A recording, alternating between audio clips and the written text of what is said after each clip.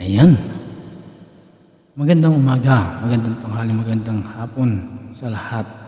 Saan man po kayo naroroon sa mga sandaling ito, magandang umaga at magandang tanghali, magandang hapon. Ito po ang inyong Kamekos Reaction nagbabalik.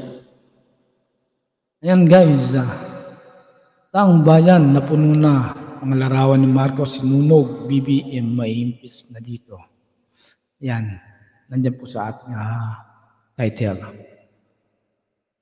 Yan guys, hindi po natin masisisi yung mga taong bayan na nagmamahal sa ating mahal na Pangulo kung sila po ay mapupuno, magagalit. At sa sobrang galit, yan, hindi na nila napigilan, winasak na, sinunog na, sinuntok pa ang larawan ni BBM. Diba? Kahit sino naman magagalit, kahit nga ako, galit na galit. Pero bago po ang lahat, dahil bago pa lang po ang channel na to, baka pwede naman pong mag-subscribe. Napakaliit po ng channel na to. Mag-subscribe po tayo para sa ating mahal na Pangulo. Yan. Para kay PRRD. Yan. Shoutout po sa lahat. Baka kahit sino naman guys, kahit sino naman po magagalit dahil imagine, kitang-kita ng dalawang mata natin, dinig na dinig ng dalawang tenga natin kung ano yung mga ginawa ni Tatay Digong sa ating bansa. Diba? Nananahimik siya sa nananahimik siya sa Davao. Diba? Nananahimik siya pero anong nangyari? Nikayat natin siyang humabol, tumakbo bilang isang presidente. Diba? Tayo, niluklok natin siya. Inestorbo natin siya. Tatay Digong, humabol ka. Presidente ka. Diba? O, nung nangangampanya, anong sabi niya? Magiging madugo ito. Galit ako sa droga. Diba? Yan ang mandato niya. Ang sugpuin ang droga. Sugpuin ng mga laboratorio ng droga. Sugpuin ng mga drug lord. Diba? Yan na yung sinasabi ni Tatay Digong nanunungkulan pa lang siya. I mean, nangangampanya pa lang siya. Yan na yung sinasabi niya na against siya sa droga. Pero anong nangyari? Binoto natin siya. So alam na natin ang mangyayari, di ba? Alam na natin ang mangyayari sa bansa natin. Kasi nga, ang magiging presidente, si Tatay Digong, ay galit sa droga. Bakit siya galit? Para sa kanya ba yun? Kung sugpuin niya yung droga? Kung mapatay ang mga drug lord? O makulong, maaresto, mapatay? Hindi para sa kanya, para sa atin po yan, para sa bansang Pilipinas, para makapaglakad tayo ng gabi, diba? Nang walang mananakit, magnanakaw, manghuhold up, o papatay, mangre-rape. Ganun siya magmahal. Hindi para sa sarili niya, kundi para sa bayan. Diba? Para sa ating mga anak, mga apo. Pero anong ginawa natin? Anong ginawa ng mga kritiko na ba? Kahit sino naman. Kahit sa kanila mo gawin yan, ayaw nila Ito na guys, tingnan po natin. Panoorin po natin. Tunay na ibang klase magalit ang mga Pilipino. Saglit po, shoutout po muna kay Showbiz Fanatics. Ayan, shoutout po. Kung hindi pa po kayo subscribe kay Showbiz Fanatics, mag-subscribe na po kayo. Ayan po, masipag at magaling na vlogger po yan. DDS. Ayan. Sige po. Lalo't kung hindi na raw makatao ang sarili nitong gobyerno. Hindi lamang mura, kundi punit at sunog ang inabot ng mga larawan ni President Bongbong Marcos sa kabi-kabilang rally na isinagawa nationwide matapos ang tila pagpapaaresto o pagsugo ng pamahalaan kay former President Rodrigo Duterte at tuluyang dalhin ito sa Netherlands para litisin ng International Criminal Court. Ito ang viral video na umabot na ng milyong views across social media platform kung saan live na sinunog ng mga residente ng iba't ibang probinsya ang pagmumuka ng Pangulo ng bansa. Dito nga raw malalaman ng Pangulo at ng sarili nitong gobyerno na galit na ang mga Pilipino sa pinaggagawa ng mga di umano'y opisyales na sangkot sa pagpapaaresto sa former president. Maging sa ibang bansa, partikular na sa lugar ng London, sabay-sabay na pinunit ng maraming overseas Filipino worker ang larawan ni PBBM bilang simbolo na hindi na sila sumasang-ayon sa mga di umano'y ginagawa ng administrasyon. Nag-viral ang nasabing video na napukaw pa ang atensyon ng international media kung saan kitang-kita kung gaano kagalit ang taong bayan maging ang mga kababayan natin sa iba't ibang bansa. Panoorin ang eksklusibong video na ito kung saan tinapakan, minura, pinunit at sinunog na ng taong bayan ang pagmumuka ni President Bongbong Marcos na sumasalamin sa tila pagtabla nila o pagtutol sa ginawa ng gobyerno sa pinakamamahal nilang dating Pangulo. Narito't panoorin ang full video na umani ng pinakamaraming reaksyon sa mundo ng social media. Okay, bibilang ako. Taas! Sandali, bibilang ako ng 10. Itaas! Taas yung taas! Taas, bibilang ako ng 10.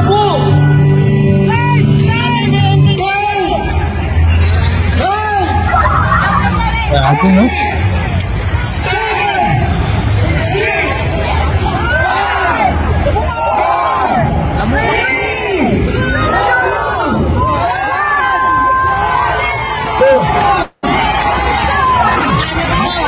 Ito ba naman, ito na. It's mabulit.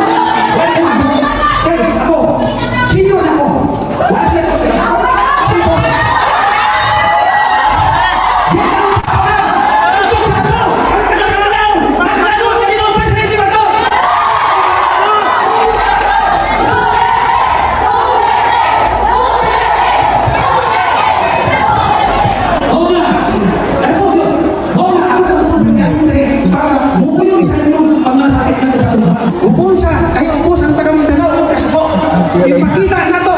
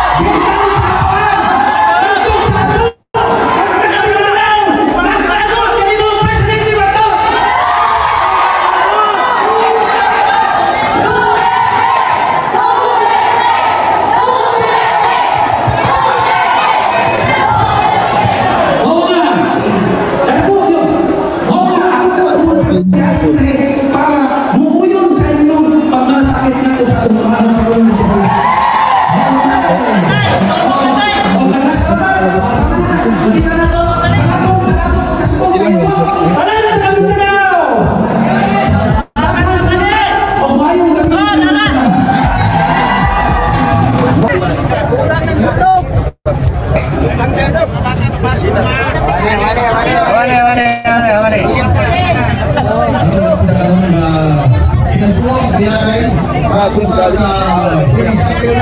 tunay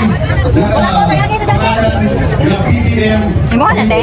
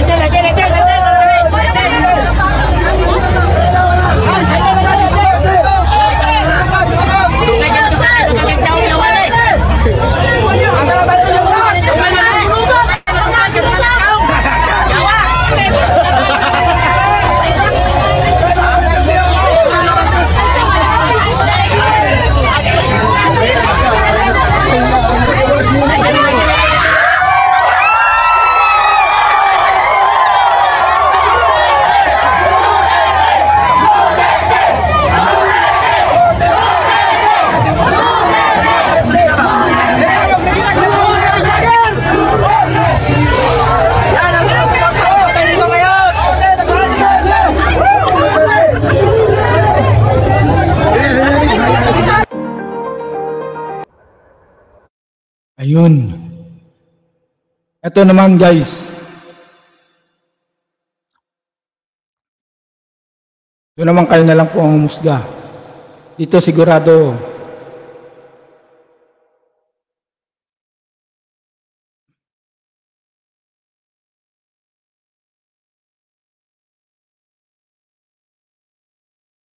Yan. Himikan pa rin ang sagot ni Marcos Jr. si issue ng umano'y paggamit niya ng illegal na droga. Kahit nga ang mismong pamilya niya, hindi siya tuwirang maipagtanggol sa isyong ito. Sa viral video na inilabas ng online political commentator na si Maharlika, kitang-kita ang kamukha ni Marcos Jr. na humihit-hit ng white powdery substance. Si Cathy Binag na exporter di umano ni dating Congressman Tony Boy Florendo, ibinyag naman kay Maharlika ang umano'y mga drug session ni Marcos Jr. Sinasabi ng mga drug user ay praning, balisa at wala sa tamang pag-iisip. Kaya daw sirain ng isang drug addict na pangulo ang bansa. I went to Dr. Google, WebMD, and according to this regarding cocaine addiction, ang nakalagay po dito is if you are a long-time user, it might cause long-term changes in brain chemistry, and it will make it harder for you to think, sleep, pay attention, remember things, and make decisions, and reaction time may be slower. Hindi maliit na bagay ang cocaine addiction, Mr. President, kung sakaling meron kang ganyan. Kasi ang buong cognitive functions mo, lahat yan wasak. Pag-iisip mo, judgment mo, your memory, your learning ability, your perception, you can really destroy our country, and in fact, that is what you are doing. Ayon naman sa mga abogado, isang impeachable offense ang paggamit ng illegal na droga. Ibig sabihin, maaring mapatalsik sa pwesto si Marcos Jr. dahil dito. Naniniwala po ako at naninindigan na ang paggamit ng pinagbabawal na droga ay impeachable. Ito po ay betrayal of public trust, pagtaksil sa tiwala na ibinigay ng taong bayan sa isang opisyales. Ang ehekutibo po ang tagapagpatupad ng mga batas. Ibig sabihin po niyan, siya dapat ang nangunguna sa krusada laban sa pinagbabawal na droga at hindi dapat gumagamit. Hindi pa po tayo sigurado na siya ay gumagamit.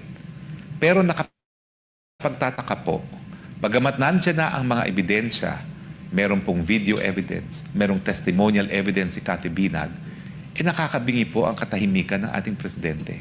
If we connect this likewise to his present acts, kasi baka sasabihin nila, anong ground ninyo? Betrayal of public trust according to Gonzales versus Office of the President does not cover any and all official wrongdoings or plain errors of judgment. But if you will juxtapose this with his other acts, it might really fall under the definition clearly described by the Supreme Court in Gonzales versus OP that this would be also characterized by clear bad faith and of such gravity and seriousness as other grounds of impeachment. A cocaine addict does not belong in Malacanang. A cocaine addict needs professional help. A cocaine addict has no business running a country. A cocaine addict has to focus on his recovery. A cocaine addict has no business trying to manage the lives of 110 million Filipinos because he himself cannot manage his own life. Dapat anila kay Marcos Jr. magsalita na at magpa-hair follicle test para pabulaanan ang mga akusasyon na isa itong drug user. Panawagan ko, Mr. President, panahon na pong magsalita kayo. At kung pasisinungalingan niyo po yan, talagang ang pinakamabuting pamamaraan ay hindi lamang po sa pagsasalita, mag-hair follicle test na po tayo. Ginawa niyo namang minsan nung eleksyon na kumuha kayo ng urine test. Ang problema lang po sa urine test, at buti na lang si Dr. Lorraine Badoy, panandalian lang po, nawawala na ng trace. Kaya importante po, yung hair follicle test nang walang kaduda-duda ang resulta. Mas mainam na rin daw na sumabay na ito kay Vice President Sara Duterte sa pagpapadrug test. Matatandaan na nauna pang kumasa ang bise sa hamon ni Roque na pangunahan ng mga halal ang pagpapadrug test, kasabay ng inihaing panukalang batas ni Davao Congressman Pulong Duterte na dapat magkaroon ng mandatory random drug test sa mga taong gobyerno. Mr. President, kung wala po kayong tinatago, bakit hindi kayo sumabay na kay VP Sara nang matigil na itong usapin ng di umano'y paggamit ninyo ng pinagbabawal na droga? Hindi po ito opsyon sa inyo dahil ang taong bayan po may karapatan sa impormasyon pag ito po ay ukol sa inyong estado ng pag-iisip na makakaapekto lalong-lalo na sa isyu kung mabubuhay o mamamatay ang sambayanang Pilipino. ito yung masasabi natin na mas may bayag pa itong Vice President kaysa dun sa lalaki. No? So ito na po ang pagkakataon para ibandera ninyo yung mga resulta ng inyong hair follicle test.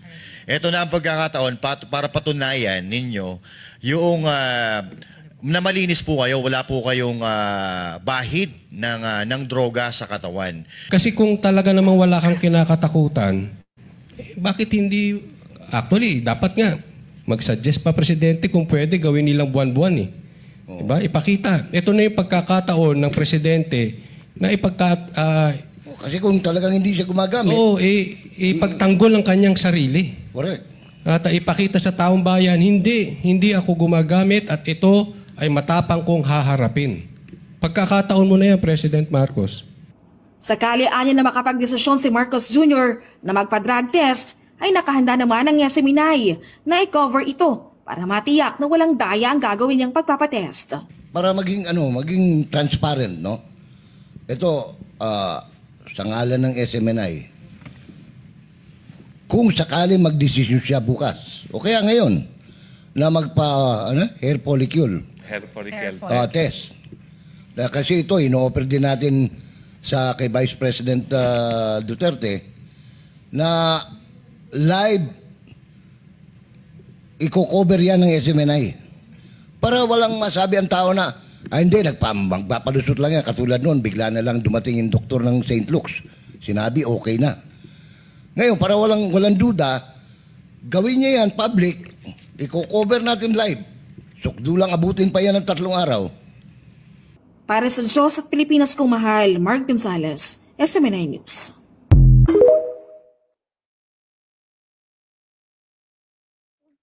Ayan guys, maraming salamat po sa inyong lahat sa pakikinig at panonood ng ating video. Hanggang sa muli, Mekus reaction sa mga hindi pa po nakasubscribe, baka naman pong pwedeng mag-subscribe na at mag-like, mag-share ang ating video. Thank you so much.